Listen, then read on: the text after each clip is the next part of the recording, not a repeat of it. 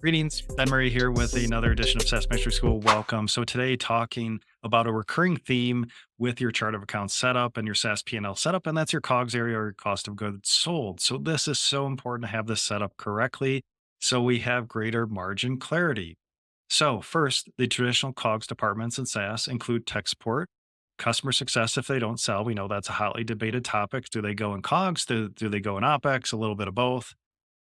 Services, if you have any sort of onboarding setup configuration function for your customers, and then DevOps. So your production facing, or sorry, your customer facing hosting. So those are the traditional departments. We know it can expand from there, and I've covered that in other episodes.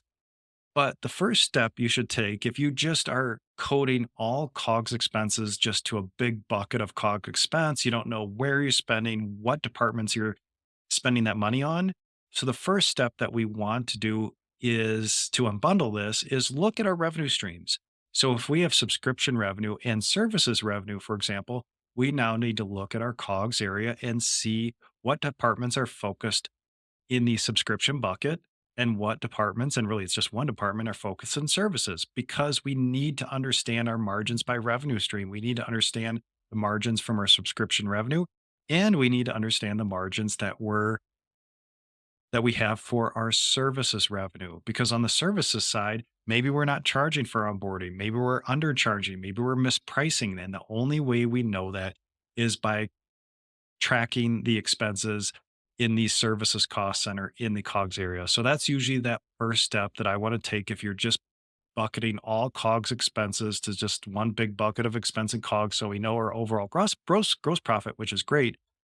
But if we have anything more than subscription revenue, we've got to unbundle our COGS and then line up those cost centers expenses to each of those revenue streams so we can understand margins by revenue stream. So that's that first step we want to take. And then, of course, we can get a little bit more detailed than that. But of course, we want to calculate our correct overall gross profit, which requires COGS versus OpEx coding. And then within our COGS section, the correct coding of our cost centers there so we can calculate margins by revenue stream. So that's the first step I'm going to take to unbundle COGS. If, for example, I'm offering subscription revenue and services, even if I don't charge for services, but I have some sort of formal function that's onboarding and setting up our customers on our product. So a little bit about the COGS section. Again, this is a recurring theme in SaaS. So important to get this right on our SaaS P&L and in our chart of accounts. Thanks.